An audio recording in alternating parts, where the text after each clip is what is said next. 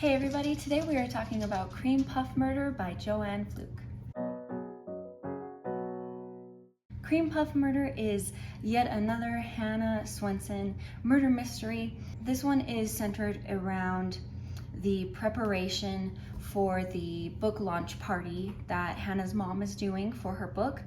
And she ordered these really nice dresses for her daughters to wear, and when Hannah tries to fit into her dress, it doesn't quite fit, and so her sister Andrea says, I will help you, we have 2 weeks, let's do this exercise routine and a diet, and we will get you to fit in that dress, because it'll take too long to alter it at this point because it's in 2 weeks.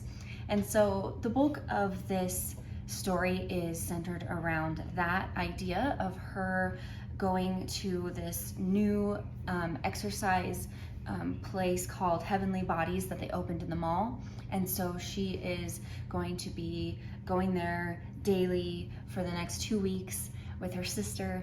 And of course, that means if we're going to be at the gym a lot, then it's likely that the murder is going to occur there. And that is exactly what happens. We have a murder happen at the gym. So I'm going to switch gears real quick and get started on the cream puffs, and then we will resume our story. So I have never made cream puffs before, and I'm pretty nervous about it, even though everyone that I've asked about this says that it's actually pretty easy, but time will tell. So for the first step, you boil the water, you melt the butter in the water, and then you add sugar and salt, and you mix it. Once everything's melted, then you pour the flour into that, and you mix that until it basically becomes a dough. And then after that, you have to let it cool for quite a while before you can start the next step, which is adding the eggs. So while we are waiting for that dough to cool down, let us resume our story. So there is a character that we have seen before but has been gone from a few books, and that is Ronnie Ward. And she has returned to the police station to work there. I think she's like a secretary or something similar to that. And a lot of the women in particular in the town are not thrilled about her being back. And that is because she is very flirtatious. She will go after men even if they're married, and causes a lot of mischief in that way. And so a lot of the women in particular do not like it when she's around because of the effect that she has. And so this naturally means that she's gonna have some enemies in this town. And she's just not a very polite person to women in particular, and of course she's super nice to all the guys. So one thing that happens early on in this story is there is the gym instructor that is helping Hannah and Andrea, and this course that she's doing with like a few other ladies too, this like group course, is being run by a man named Roger, I believe. And unfortunately he gets in an accident and is unable to continue to teach this course after like the first day. And so they send in Ronnie as the replacement instructor, because she also has a few classes that she is doing at the Heavenly Bodies gym as well. And so she takes this on her load as well, and a lot of the women are not super thrilled with this. In fact, one of the very first, I think the first time that she takes over the class, the first thing that she does is insult a bunch of the women by saying, you know, not even in a passive aggressive way really, but just saying things like, oh, I'm surprised to see you're here, but then again, not really, or things like that, where she was just very demeaning and saying, oh, well, this is definitely going to be a workout for you, Carol, or whatever.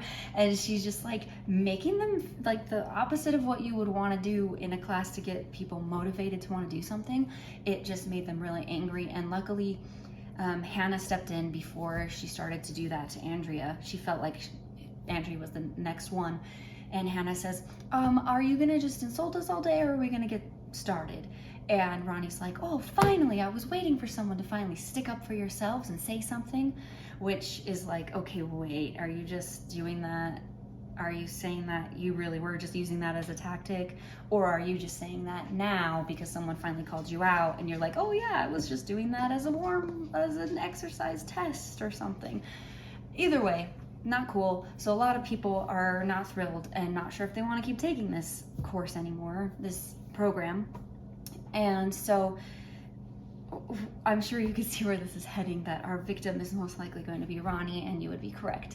So one morning, Hannah and Andrea get there earlier because she would like to kind of do like a pre-workout, just the two of them before the whole class shows up, and get more used to the equipment and feel more comfortable. And so they've been coming earlier by like an hour-ish. And one of these times they go in, they're using some of the machines, and then they go into the other room, which is separate from the other rooms, that has like a sauna in it and a hot tub and all that stuff.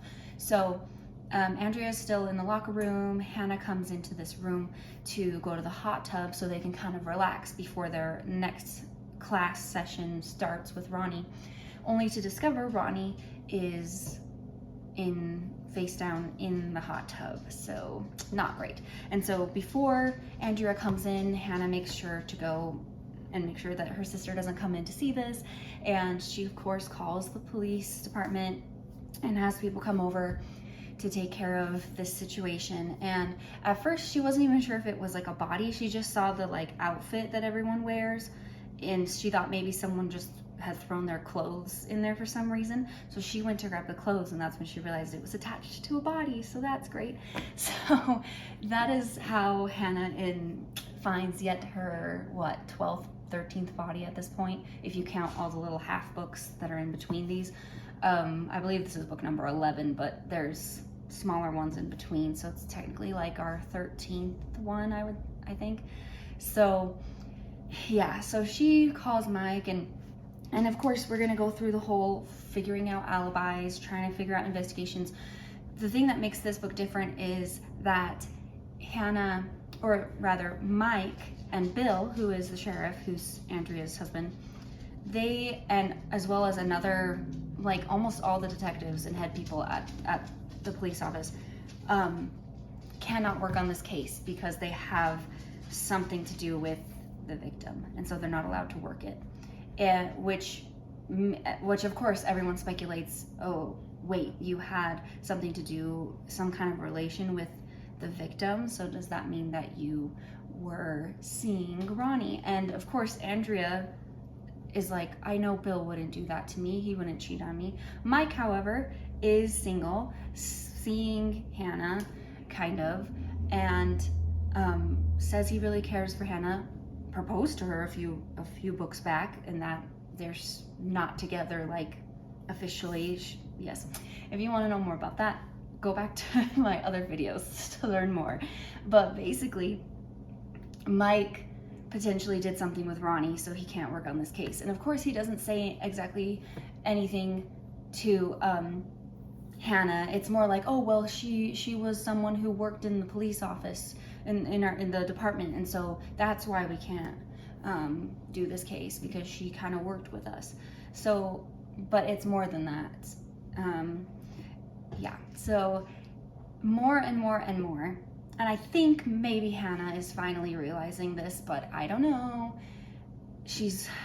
Sometimes I don't think she thinks things through all the time and makes the best decisions. But right now, she's still going between Norman and Mike, and I think she's finally starting to see that Mike, no matter what he brings to the table, is not going to be the better choice, because he kind of implicates himself, actually, because someone tells Hannah something and it has nothing to do with Ronnie or anything, but Mike leaves like a voicemail or calls her on the phone and says, oh, so you know? And she's thinking he's talking about something else, and she's like, Mike's like, oh, of course you would have found out, but I just want you to know that it means nothing, and blah blah blah. It didn't mean anything, and I still care about you, blah blah. So he basically admits that he slept with Ronnie, and Hannah wasn't told that, and so he's telling her that, and now she knows, oh, he was keeping this from me, and Yeah, and so I'm just thinking, like, why are you still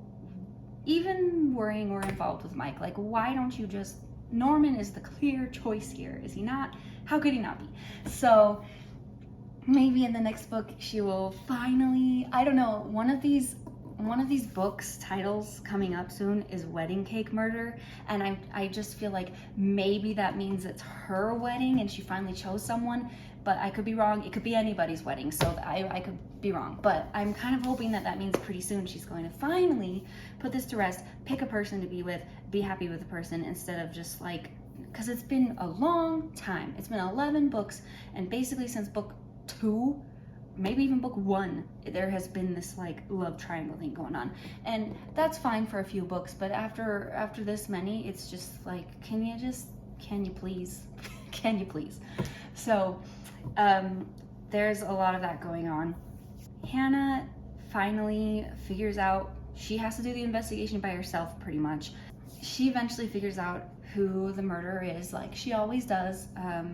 I'm sorry that I'm not going to tell you that. You just have to figure that out on your own, so that I can leave some stuff spoiler free.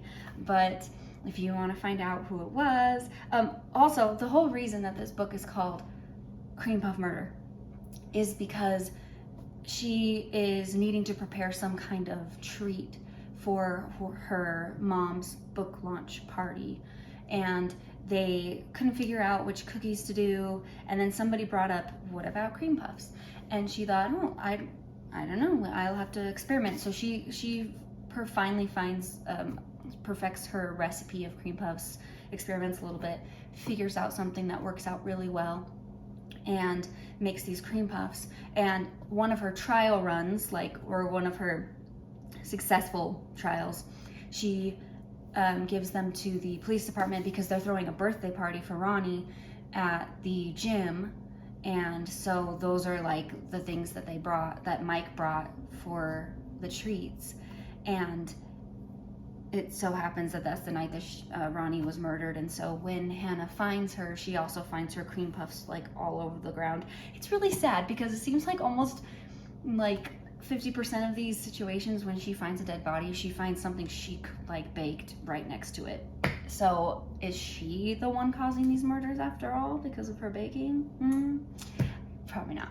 But I just thought that was interesting because yet again, her stuff's ruined. Instead of being enjoyed by people and being eaten, it's on the ground. So that is why we are doing cream puffs today, because she had to make them for her mother's book launch, which happens at the end of this book. So you can find out how that went as well if you read the whole story. The next step that we are going to be doing is we're going to be adding the eggs one at a time. We're going to beat them in really well so that we can still have a doughy kind of textured base, and then we will put it on to the parchment paper, and then in the oven it goes. And then after that, we do also need to make some kind of a filling. There's a couple of options that this book left us with, which was a vanilla custard and a chocolate pudding that you could put inside. There's also things like that you could do with just like regular sweet like whipped cream, or I mean, I guess you could eat them plain, but I don't really think that that would make them cream puffs anymore if you didn't have some kind of cream. So yeah, that's the next thing we're gonna do. Is I'm gonna whip up the custard. The vanilla custard is the one that I'm gonna do, and I'll probably also do some with just some regular whipped cream, and then we will do the taste test. So here we go.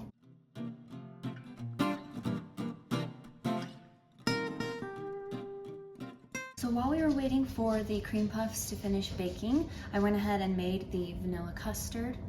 The custard is another thing that I have never made, and what you have to do is make it on the stovetop in a saucepan, and it's just the basic things like flour, sugar, a little bit of nutmeg, and you mix it all together, and then you add some milk and some heavy cream and wait until it gets thick enough.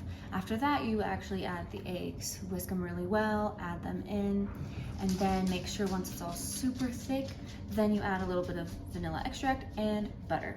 And then you just need to wait for it to cool. And I noticed when I was making it, it looks quite a lot like your white country gravy, but I promise you it smells really desserty, custardy, vanilla. and it does not taste like gravy as much as it looks like it. So, I was a little afraid of this happening here where a couple of my cream puffs unpuffed, and yeah, so for these ones we'll just put some whipped cream on top of them and eat them like that. I don't know if when I was shaping them, maybe I got a little bit too much water on them when I was trying to have my fingers damp enough to move them around. I'm not sure, but this one ended up really quite nice, and so we're gonna use this one to fill with our custard and do our taste test. So hopefully this works. Oh, yes. Amazingly easy. Okay, good. All right, so it's just hollowed out a little bit there, so we have a perfect little base to put some custard in. Perfect. Mine still might be a little warm because I'm impatient. But you're supposed to let it cool all the way. But I think mine is cooled enough. So we'll just put a little bit in here. Now, of course, you can pipe it in if you want, but since mine turned out the way they did, I think it's just gonna be easier to cut them in half and do them this way, especially since these ones, you can't really pipe anything in there, and you probably can't really cut it either, so we'll just have those be maybe like this, like a cookie or something. All right, let's go ahead and give this a taste.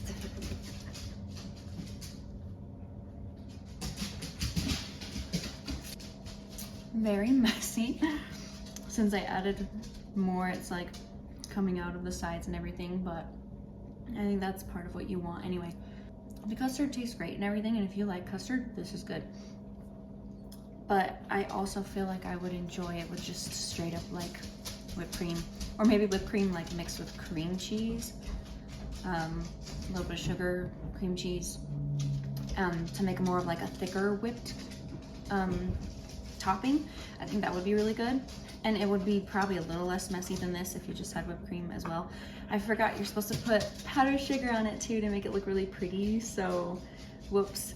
But yeah, so that's what I'll do for the rest of these. I'll put some powdered sugar on them and everything. But overall, it was pretty successful. Some of them flattened, but upon this being the first time that I did this, I'm pleasantly surprised that most of them did not flatten and that they're not burnt, and the actual puff is, it tastes really good. It worked out really well. It's not, I don't think that it's too like dense or anything like that. The custard isn't overly sweet. If you want it to be sweeter,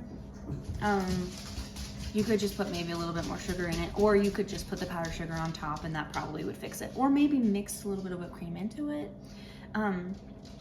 But yeah, and you can definitely taste the nutmeg in there. That seasoning comes out very, even though you only put like 1/4 of a teaspoon or something, it's definitely present in there.